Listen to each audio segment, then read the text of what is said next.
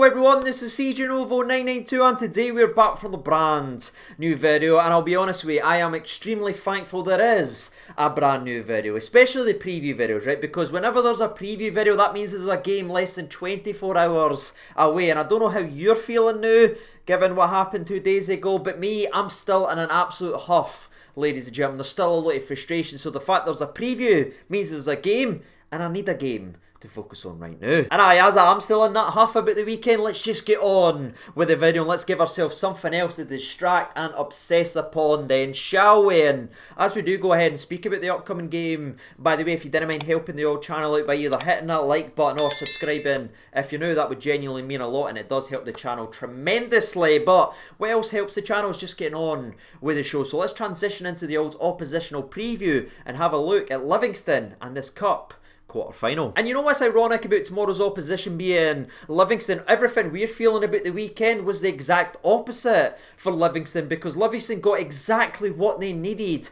from this past weekend's league matches, and that was their first win in the league this season. They badly needed that, and they got that thanks to a 1-0 win over Celtic as they put them to the sword. They punctured wee Ange Ball and they moved themselves from bottom of the table all the way up to 9th, only 3 spots behind the attacking, wonderful, devastatingly good Ange Ball Celtic. And I'll be honest with you, ladies and gentlemen, that is very enjoyable to actually go ahead and see all these media people that was sucking the arses a Celtic football team now having to actually go around and go, oh, it's not going that great now, is it? But where I get a lot of enjoyment for seeing my rivals lose and seeing them being upset, etc, we need to park all that to one side and look at what it means for us in this upcoming cup quarter-final, because Livingston are now feeling very good about themselves. And if you're looking at that game of football and if you see how Livingston managed to beat Celtic, you couldn't get much more of a warning sign for us right now, because the way Livingston bet Celtic 1-0 at the Tony Macaroni was by surrendering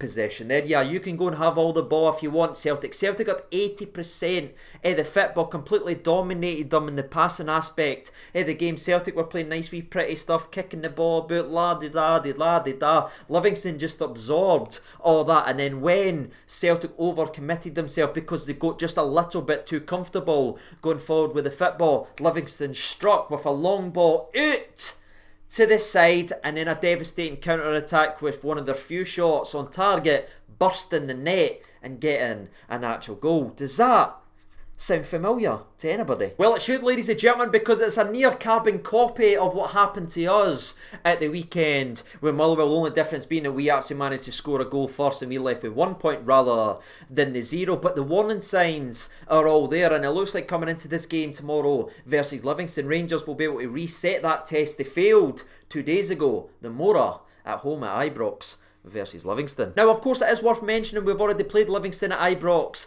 this season, and despite a 60-minute period where it was a little bit tense, we still came away with a very comfortable 3-0 win at Ibrox. Now, some people might be going to themselves, you know what, CJ, do they still play that way? Do they still line up in that 4-3-3 style formation? Do they still go about their business with that half-pitch press, etc, as Rocky is having a wee scratch of his arse? 1 second. Now, as I was saying before I was so rudely interrupted by Rocky scratching his jacksie, do they still line up in that rigid 4-3-3 formation that was causing them a lot of problems to themselves at the start of the season? No, ladies and gentlemen, Livingston has flung away that rigid 4-3-3 and they have now developed a more 4-5-1 formation which plays to their strengths. They flood the middle, they make it very difficult, and they became a much more counter-attacking side, and that's exactly what I'm expecting to see, suffocating the middle of the park, no allowing many runners, and then when the opportunity presents itself, the long ball in behind one of the fullback regions, with Shinnie being that late runner for the middle of the park going in and supporting Anderson in to the mixer. That is their biggest threat, and that is what they've adapted in the longer the season has went on. So despite us already beating Livingston 3-0, for me it's a completely different Livingston side, shape and style that we'll face tomorrow. But to finish up the old Livingston side of today's video, David Martindale, who I've got a lot of time for, by the way, and I respect very highly, he won't be able to recall on the exact same starting 11, which is a bit of a problem because that's what he wanted to do, obviously, coming in this game after having a fantastic result. But he's not able to do that, as our boy Rangers youngster and Rangers loanee Ben Williamson will not be able to play in this game of football. And for me, Despite him being a young laddie and learning the game, he was such an important part of that win versus Celtic. Down the right hand side, offering that defensive support, keeping it very, very tight, then being good on the ball. With him being out the squad, that does change things just a little bit for Livingston, because Bailey, who'll probably come in there to replace Williamson down the right hand side, is a lot more attacking than he is defending. He's not got quite the same instincts as a Williamson, so there may be a wee option there down the left hand side for Rangers attacking wise to really put pressure to Livingston, because the recent run of keeping clean sheets and looking good will be shaken just a little with the absence of Ben Williamson. And if I'm honest with you, that's all I've really got to say regarding the old oppositional preview. That is David Martindale's side. I'm expecting a heavy hitting, hard tackling,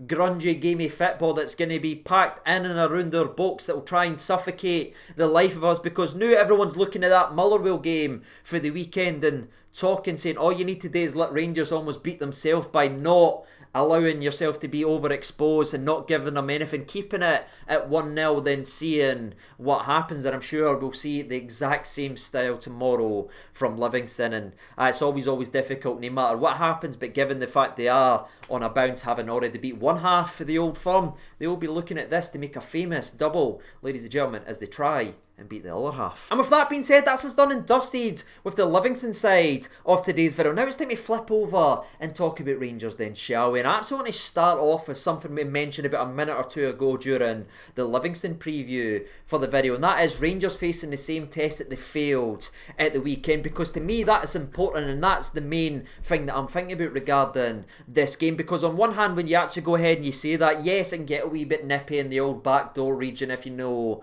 what I'm saying when you hear that, considering how annoying that weekend is. But on the other side, and this is the way I look at it, ladies and gentlemen, as a bunch of players or staff or management, everyone associated with that football club who's feeling the same frustration and anger and just being pissed off about the way the weekend went, you couldn't ask for a better opportunity than what we face tomorrow versus Livingston. Because yes, is it going to be difficult? Of course it is. It's a cup quarter final, and Livingston never ever make it easy. But again, you couldn't ask for anything more than a bunch of players. If you feel like you've let yourself down, and we keep hearing in the press conferences and the interviews how annoyed and how angry the players are about letting that game slip away from them, well, they have the opportunity to not only right that wrong, but also quiet all that nonsense that's gone around the place. All you need to do to stop this Rangers team is hang in the game long enough for them to stop themselves. You can go ahead and you can set the weekend right. You can kill that nonsense in one game of football by setting things right. And I'll tell you something right now, all these words with frustration and anger and that, for me, that's absolutely what I want to hear. Because to me, thinking back to last season, whenever we did have a bad run or a bad game, there was always that response, and the response was always absolutely brilliant. And for me, I would much rather have a pissed off, angry Rangers side going in to this cup quarter final than a Rangers side that's strolling up thinking they've already won. Now I know there's a lot getting made right now regarding Gerrard's cup runs and everything like that, and his cup voodoo for a cup quarter final, etc, etc, but to me that's all in a complete and irrelevance. The only thing that matters was the last game and how they actually respond, and I hope that draw versus Motherwell was the spark and the players can go ahead and deliver the fire tomorrow. Speaking of players, by the way, it's a much more positive position that we find ourselves in regarding a football club that has been especially over the last couple of previews where we've had to talk about this player dropping out and this player dropping out. Again, there's still names like Hollander and Ryan Kent that is ruled out of this game of football, but there's been no fresh injuries or fresh concerns in that way. Now, normally for these cup games there is rotations and wee swaps here or there, but with everything that's been said by the manager and Mr. McAllister, etc, regarding this game, there's a lot of challenges that's been flung out from the managers and everything like that to go out there and perform. So I imagine some people will be given a chance at redemption, but one player who should be actually involved in the game is none other than Alfredo Morelos, who of course was a doubt for Motherwell even though it did come on. So fingers crossed Morelos starts this game, because if we are to get back scoring goals and looking dangerous, we need to once again get to the formation and style that was working for us, and that was Morelos and Roof in the box together, up front together, causing absolute havoc. I don't know why we've not went to it just yet, but again, I'm hoping tomorrow can actually be it, because this rigid 4-3-3, I'm just going to say it. It's like people's figured it out. So there does need to be a response for Sunday, and there does need to be a response for the poorish start to the season. But again, there's an opportunity to reach a semi-final, go a step further than we did last season. We're still top of league. So if this is us half cut and barely playing, can you imagine what we'll be when we're actually 100% at it? Hopefully tomorrow versus Livingston, we'll start to see that come into fruition, where people are given more opportunities and chances to play. But for me, there does need to be a big emphasis on attack in this game, because we cannot let the game fizzle out the same way as it did versus Motherwell. So that's all I've really got to say regarding the players as well. It's mostly a clean bill of health. Again, our boy Hagi is back in the mixer, and I think that's absolutely fantastic. If he is selected to play in this game tomorrow, that could be the game changer that we need. And everyone who ever questioned this laddie last season and were even kind of hinting that, oh, he could maybe move on, we didn't really need him. I think given the last few weeks when we've been without him, you've seen the lack of quality and the lack of ability and the lack of shots up front, target, etc, etc. I think everyone will now appreciate what this man brings, and that is creativity, and that's what this Rangers team is badly lacking right now. So hopefully we see a wee bit of Hagi masterclass if he's selected. But that's it, ladies and gentlemen. That's everything I've got to say. That's everything that's in the noggin. That's the oppositional preview. That's the Rangers conversation. All that's left for us today now is put all that together, jam it together, and come away with a prediction. I'm going to go with a strong Rangers 2, Livingston nil. Again, no too high in the scoreline. I think Livingston will continue to defend pretty much throughout the entire game, but I do think we will get that second goal that we didn't get in versus Motherwell. There's a lot of harsh words from Gerrard and a lot of challenges that's came out in this press conference, so I'm expecting to see a real reaction attacking wise. My goal scorers are going to be none other than Morelos and Roof. 2 strikers playing, 2 goals for them. That would be very nice. But that's me all done and dusted, ladies and gentlemen. If you enjoyed today's video, again, make sure you get involved down there in the comment section. Well, let me know how you're feeling about the team, what you would like to see, and what you think the game is going to end like. But until next time, till tomorrow after the game, take care of yourselves, all the best, and bye.